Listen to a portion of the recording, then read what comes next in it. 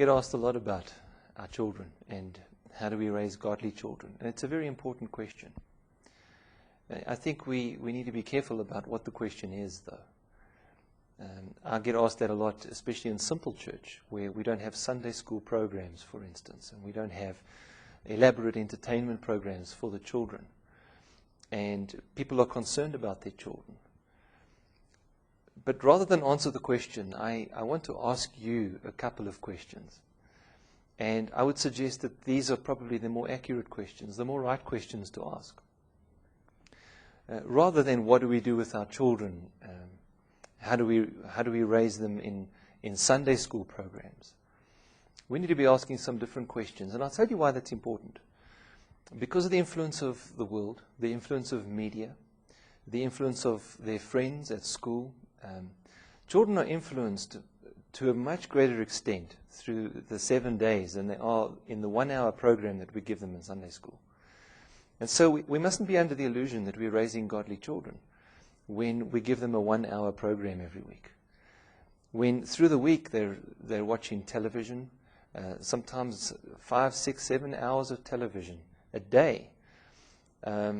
Children are being influenced by their friends. They learn issues of intimacy. They learn life issues from their friends. Many children see their parents for probably 5, 10 minutes a day. And so they're being influenced by the world all the time. And somehow we're under the illusion that giving them a Sunday school program for an hour a week is going to turn that, going to swing that. I don't think we should be asking, what do we do for our children in terms of Sunday school? I think we should be asking some deeper questions.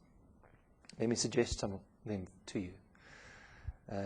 How do we raise children with godly character? You know, there's something in the Word that I find that God honors godly character. God honors good character. Even in those that are not part of Israel, those that are not part of the church, God seems to honor character. Another question might be, how do we draw out the strength of a man and a young boy? How do we draw out the beauty of a woman and a young girl? That inner beauty that the Bible talks about, that inner strength that a woman has, that incredible ability to shine beauty from within.